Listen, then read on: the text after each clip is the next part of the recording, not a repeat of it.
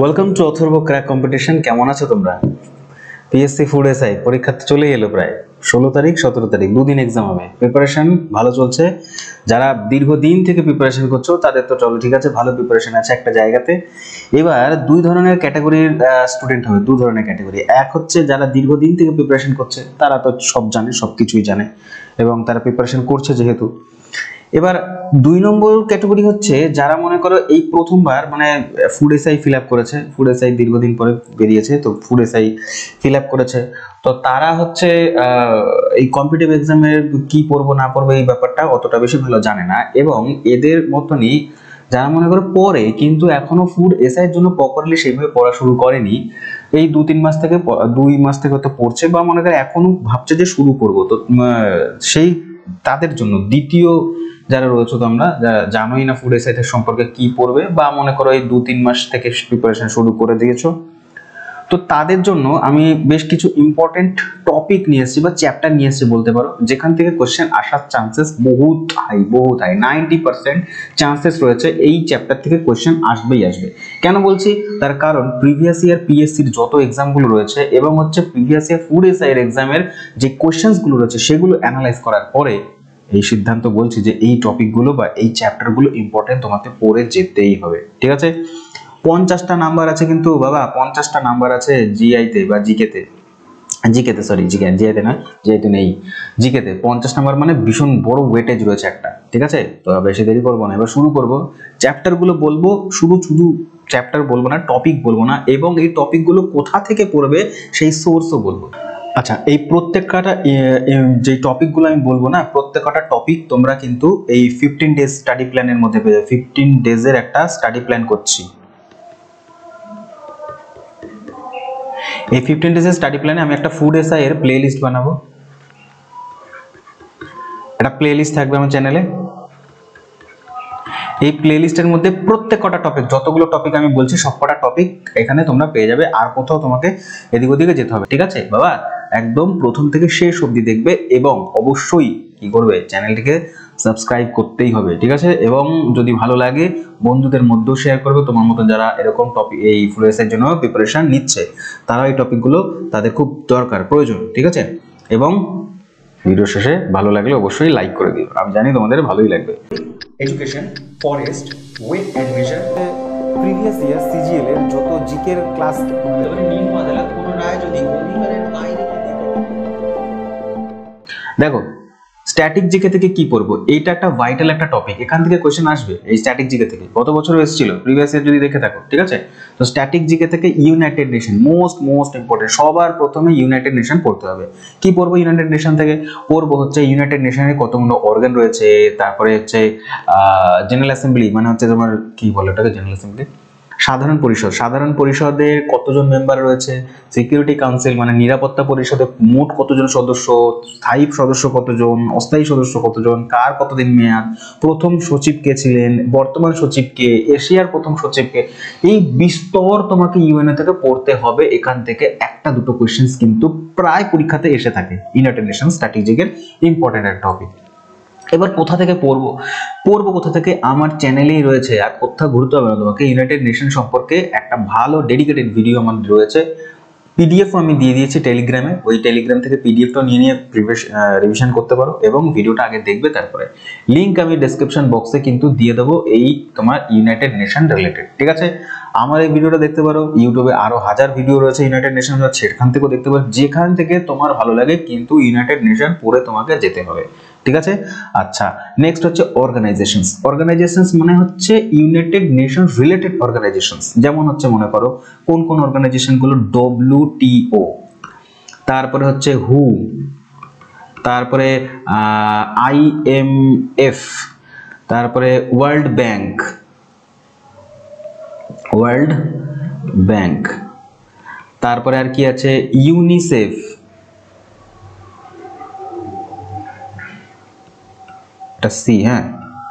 UNICEF, UNESCO, এদের কি কত সালে স্থাপিত হয়েছে এবং হেডকোয়ার্টার, বিশেষত হচ্ছে হেডকোয়ার্টার আসবে এই কটা ইনস্টিটিউটের। তো অর্গানাইজেশনস গুলো ভালো করে পড়ে যেতে হবে, একটা দুটো কোশ্চেন এখান থেকেও আসবে। এরপরে সব থেকে ইম্পর্টেন্ট এতক্ষণের মধ্যে সব থেকে যেখান থেকে কোশ্চেন আসার চান্সেস আছেই আছে, 100% আসবেই অ্যাওয়ার্ডস থেকে কোশ্চেন আসবেই। ইন্টারন্যাশনাল অ্যাওয়ার্ড এবং হচ্ছে ন্যাশনাল অ্যাওয়ার্ড দুটোই পড়ে যেতে হবে। ইন্টারন্যাশনাল অ্যাওয়ার্ডের মধ্যে পড়বে হচ্ছে নোবেল প্রাইজ, তারপরে তোমার অস্কার, তারপরে হচ্ছে তোমার গ্র্যামি অ্যাওয়ার্ড কে দেয়, পুলিৎজার কারা দেয়, কোন ক্যাটাগরিতে দেয়, প্রথম ভারতীয় কারা পেয়েছিল, এইগুলো এই রিলেটেড কোশ্চেন তোমরা পাবে এখান থেকে, ঠিক আছে। আচ্ছা, আর কি পড়বে ন্যাশনাল অ্যাওয়ার্ড থেকে ভারতরত্ন কে কত সালে পেয়েছে, কত সালে প্রথম দেয়া হয়, রিসেন্টলি যদি কেউ পেয়ে থাকে সেইগুলো বলো, এবং প্রথম মানে ভারতের সর্বোচ্চ সাহিত্যিক পুরস্কার, সর্বোচ্চ খেলার পুরস্কার কি, এই সমস্ত তোমাকে কিন্তু আসবে সোজা সোজা বেসিক কোশ্চেনগুলো, ঠিক আছে। মনে রাখতে হবে অ্যাওয়ার্ড কিন্তু তোমাকে পড়ে যেতেই হবে, ঠিক আছে। তোমরা যদি এই অ্যাওয়ার্ড রিলেটেড কোনো কোথাও থেকে পেয়ে যাও তো পড়ে নিও, আমি এখন এই অ্যাওয়ার্ড রিলেটেড কোনো ভিডিও এখন আমি বানাইনি, যদি তোমরা বলো আমি তোমাদের বানিয়ে দেবো, ঠিক আছে। ভিডিও তোমাদের আমার ডেসক্রিপশন বক্সেই, মানে আমার বলছি আমার চ্যানেলের প্লেলিস্টেই পেয়ে যাবে, ঠিক আছে, অ্যাওয়ার্ড রিলেটেড। ওখানে একটা দেখবে স্ট্যাটিক জিকের একটা রয়েছে, তোমার একটা প্লেলিস্ট রয়েছে, ওখানে বেশ কয়েকটা ভিডিও আমি দিচ্ছিলাম, সেখানে কয়েকটা ভিডিও রয়েছে, তোমরা পড়তে পারো। স্ট্যাটিক জিকে প্যান্ডোরা বক্স বলে একটা তোমার প্লেলিস্ট রয়েছে, আমি ডেসক্রিপশন বক্সে দিয়ে দেবো, ওখানে তোমরা দেখতে পারো। এরপর হচ্ছে আরেকটা ইম্পর্টেন্ট টপিক, সেটা হচ্ছে কি স্পোর্টস বাবা, গেম, স্পোর্টস তোমাকে পড়তে হবে। স্পোর্টস থেকে কি কি পড়বে, অলিম্পিক সম্পর্কে পড়তে হবে, এশিয়ান গেম সম্পর্কে পড়তে হবে, তারপরে পড়তে হবে হচ্ছে FIFA world cup, cricket world cup, এগুলো সম্পর্কে পড়তে হবে। কত সালে প্রথম অলিম্পিক শুরু হয়, ভারতীয় কারা পার্টিসিপেট করে, গোল্ড মেডেলিস্ট কে প্রথম, ঠিক আছে, ভারতীয় হিসেবে, এই ধরনের অলিম্পিক থেকে কোশ্চেন আসবে। তারপরে স্পোর্টস থেকে পড়বে স্পোর্টস এর যেই টার্মগুলো, বাটারফ্লাই এটা কোন খেলার সাথে যুক্ত, হোয়াইট বল কোন খেলার সাথে যুক্ত, তারপরে পড়বে কি ট্রফি মানে হচ্ছে কি ইভেন্টস গুলো, যেগুলো তোমার এই ট্রফি রিলেটেড, ট্রফি কোনগুলো, রঞ্জি ট্রফি কোন খেলার সাথে যুক্ত, সুব্রত কাপ কোন খেলার সাথে যুক্ত, এখান থেকে স্পোর্টস রিলেটেড কোশ্চেন আসবে। আবার বলছি 100% এখান থেকে এই দুটো টপিক, অ্যাওয়ার্ড এবং স্পোর্টস, করে যাও বারবার বলছি, করে যাবে, ঠিক আছে। এবং এখান থেকে যদি বলি আমি বুকস রিলেটেড কথাবার্তা, আচ্ছা আরেকটা জিনিস আছে, সেটা হচ্ছে ন্যাশনাল গেম, বিভিন্ন দেশের হচ্ছে ন্যাশনাল গেমস, বিভিন্ন দেশের ন্যাশনাল গেমস পড়তে হবে তোমাকে, যেমন আর্চারি কোন দেশের ন্যাশনাল গেমস, তারপরে ভারতের চলো ন্যাশনাল গেম তো জানো, কবাডি কিন্তু ইয়েরও ন্যাশনাল গেম, বাংলাদেশেরও, ঠিক আছে। তো এই ধরনের আর কি, বেসবল কোন দেশের ন্যাশনাল গেম, ঠিক আছে, ওয়াইল্ড রেসলিং কোন দেশের ন্যাশনাল গেম, তো ন্যাশনাল গেম, ট্রফি, ট্রাম্পস এবং হচ্ছে বিভিন্ন ইভেন্টস গুলো, ঠিক আছে। আচ্ছা, বুকস অ্যান্ড অথার্স, এটা একটা ওয়াইড টপিক, এটা তো মনে করবো 110%, মানে 200% গ্যারান্টি এখান থেকে কোশ্চেন আসবে। বুকস অ্যান্ড অথর্স রিলেটেড 200%, আমি 110 লিখেছি, 200% গ্যারান্টি বুক থেকে কোশ্চেন আসবে। দেখো, বুকস থেকে ওয়াইড বললাম কেন, এখান থেকে বিস্তর একটা প্রথম টপিক হচ্ছে স্পোর্টস পার্সনদের বই। স্পোর্টস পার্সনদের বই কি, আমি লিংক দিয়ে দেবো, আমি এটা অলরেডি আপলোড করে দিয়েছি, তোমরা এখান থেকে দেখতে পারো, ঠিক আছে। পিডিএফও আপলোড করা আছে টেলিগ্রাম চ্যানেলে। স্পোর্টস পার্সন সৌরভ গাঙ্গুলির বইয়ের নাম কি, ঠিক আছে, সেঞ্চুরিজ নট এনাফ, সচিন তেন্ডুলকরের বই কি, সাইনা নেহওয়ালের বই কি, সানিয়া মির্জার বই কি, এই সমস্ত যেই বুকস গুলো তারা লিখেছে সেগুলো স্পোর্টস পার্সনদের মানে বায়োগ্রাফি বা অটোবায়োগ্রাফি যাই বলো না কেন। এরপর হচ্ছে বিভিন্ন ফেমাস রাইটার, ইন্ডিয়ান রাইটার, তাদের বই, ফেমাস ইন্ডিয়ান রাইটার ফেমাস, যেমন নীরজী চৌধুরীর কিছু বই বলো, তারপরে হচ্ছে যারা লিখেছেন আর কি এই সমস্ত, নীরজী চৌধুরী, তারপরে হচ্ছে কি বলে, গড অফ সামথিং কার লেখা জানো, মহিলা লেখক মনে পড়ছে না এখন, আচ্ছা মনে পড়ছে না, যাই হোক, তো এরকম। তারপরে বিক্রম শেঠের কিছু বই বলো, তারপরে শশী থারুরের কিছু বই, এই ধরনের যারা আছে তোমার রিসেন্ট রাইটার, যারা বই লিখছে, সেই সমস্ত ইন্ডিয়ান রাইটারদের বই তোমাকে পড়তে হবে, একটা বিস্তর একটা রয়েছে, ঠিক আছে।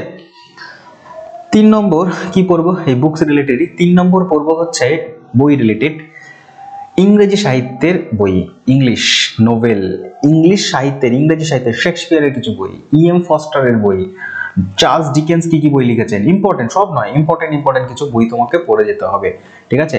এইটা ইউটিউব থেকে সার্চ করে তোমরা দেখে নাও, এখান থেকে তোমরা পেয়ে যাবে, ঠিক আছে। আর আমি সোর্স বলবো এগুলো কোথা থেকে পাবে, আমি তো বলে দিচ্ছি ইউটিউব থেকে দেখে নাও, কিন্তু এছাড়া কোথায় কোন চ্যানেল খুঁজবে, অত মাথা খারাপ করে লাভ নেই বা একটু টেনশন নিয়ে লাভ নেই, আমি বলে দিচ্ছি কোথা থেকে পড়বে এগুলো সব।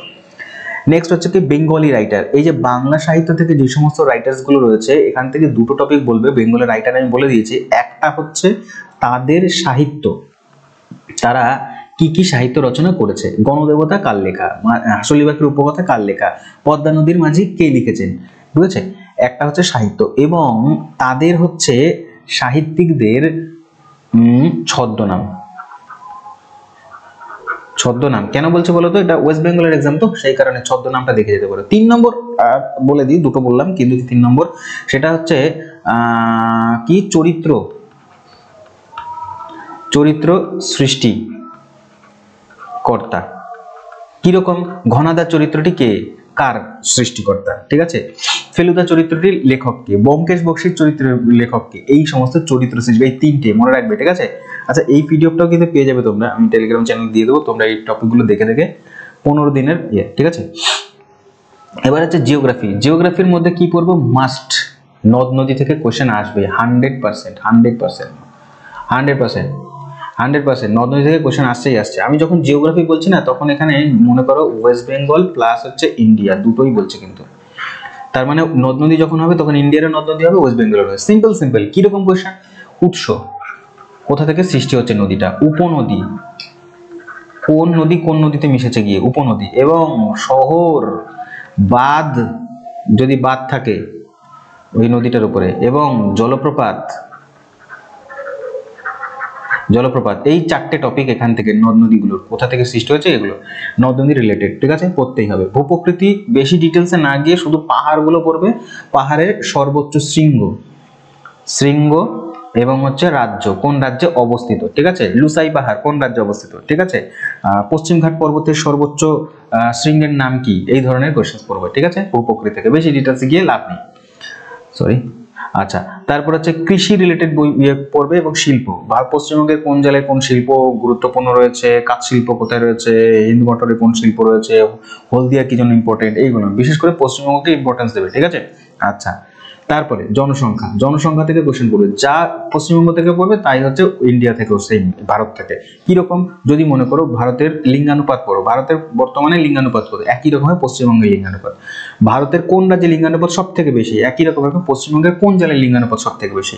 যদি বলা হয় যে পশ্চিমবঙ্গের সব থেকে বড় জেলা কোনটা, আয়তন অনুসারে বা জনসংখ্যা অনুসারে, একই রকম হবে ভারতবর্ষের কোন জেলা, কোন রাজ্য বা কোন রাজ্য সব থেকে বড় আয়তন অনুসারে এবং হচ্ছে জনসংখ্যা অনুসারে, জনঘনত্ব, এই সমস্ত পড়তে হবে। তারপর হচ্ছে শিক্ষার হার কত, জেলা ভিত্তিক পড়তে হবে, রাজ্য ভিত্তিক পড়তে হবে, বুঝেছো। জনসংখ্যা ইম্পর্টেন্ট একটা চ্যাপ্টার, এই কটা চ্যাপ্টার পড়লেই হবে, হালকা চালে গিয়ে পড়তে হবে, ঠিক আছে। আচ্ছা, তারপরে নেক্সট হিস্ট্রি থেকে কি পড়বো, হিস্ট্রি থেকে দেখো যত বলবো তত কমই হবে, এবং বিস্তর চ্যাপ্টার, পুরো প্রাচীন ভারত, মধ্য ভারত এবং হচ্ছে তোমার কি বলে আধুনিক ভারত নিয়ে।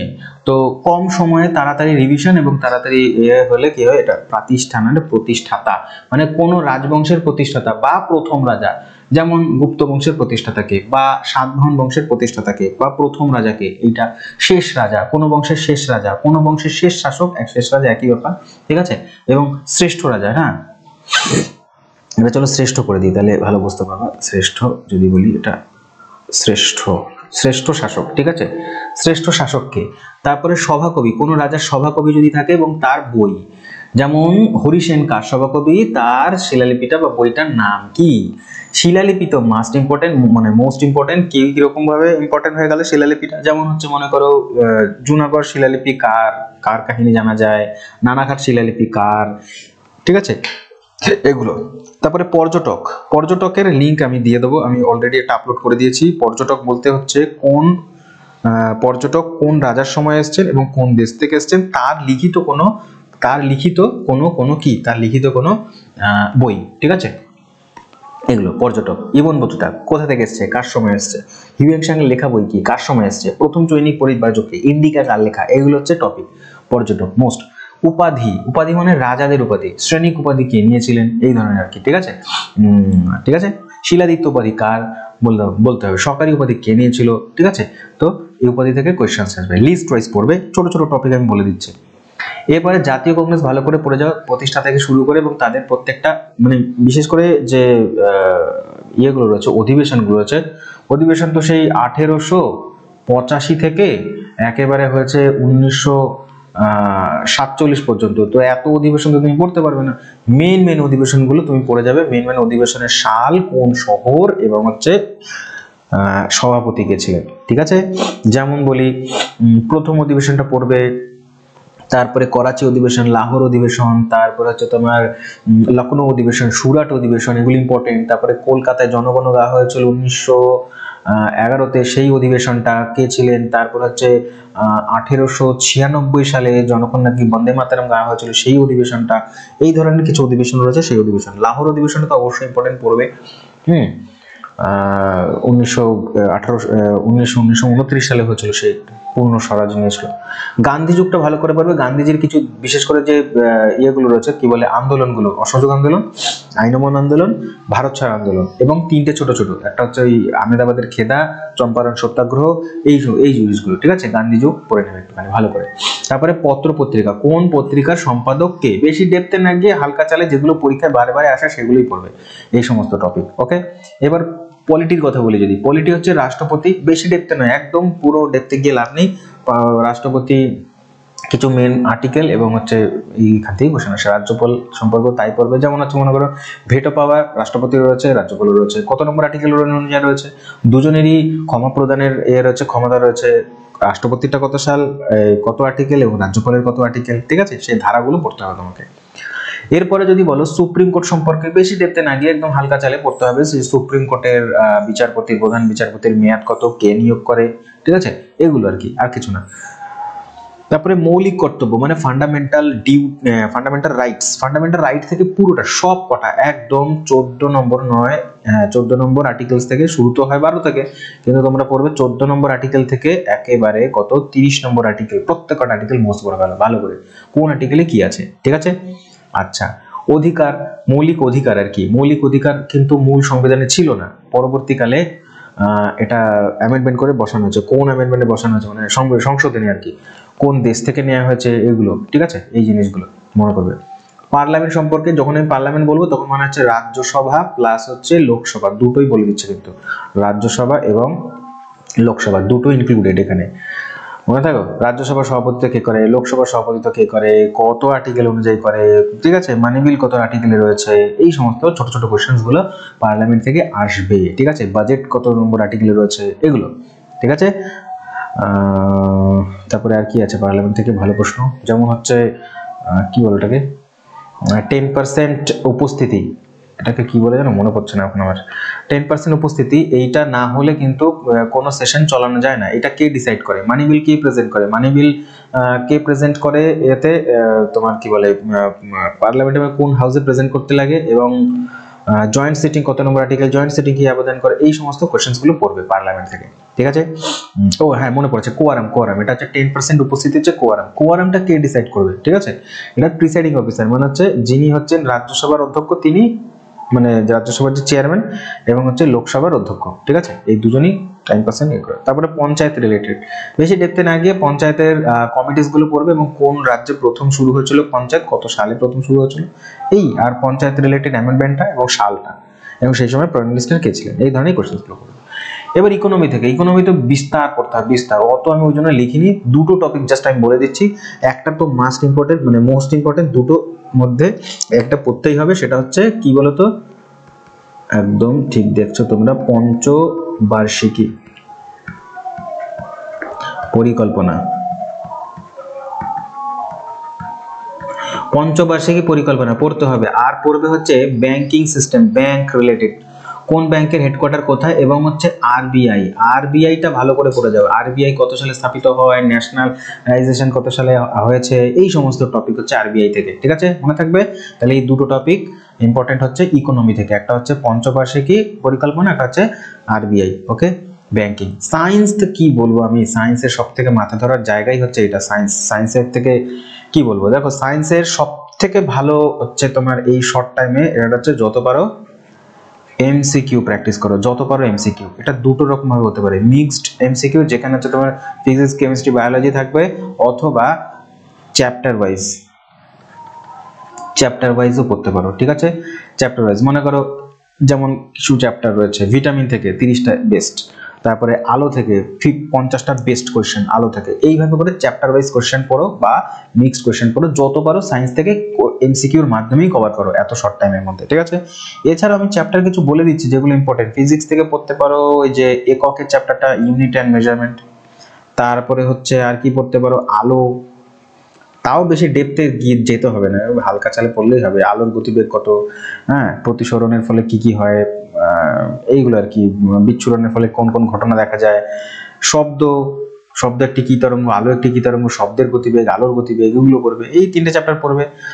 আর তো ওইটা রয়েছে ওই জায়গাটা, যে নিউটনের যে ওই ভর, এগুলো যে চ্যাপ্টারটা রয়েছে ওই জায়গাটা, ঠিক আছে। ও এইগুলো ব্যাস, কার্য, এগুলো এই 3টে বল। তার মধ্যে বায়োলজি থেকে ভিটামিন পড়তে পারো, ভিটামিন না, চলো আমি পুষ্টি বলে দিই। পুষ্টি এই চ্যাপ্টারটা পড়ে যাবে। রক্ত, রক্তের মধ্যে কিন্তু সংবহন আর কি, রক্তের মধ্যে তোমার ফুসফুস ইত্যাদি চলে আসছে, রক্তের যেই 3টে কণিকা সেগুলো। তারপরে আর পড়বে হচ্ছে কোষ, কোষটা ভালো করে পড়ে যাও, কোষ থেকে কোশ্চেন আসতে পারে। ঠিক আছে। রেচন, হালকা চালে, আনসার হালকা চালে, এগুলো বেস্ট এমসিকিউ পড়ো তাহলেই হবে, best MCQ chapter wise best MCQ সায়েন্সের থেকে। ঠিক আছে, এইগুলো হচ্ছে ভালো।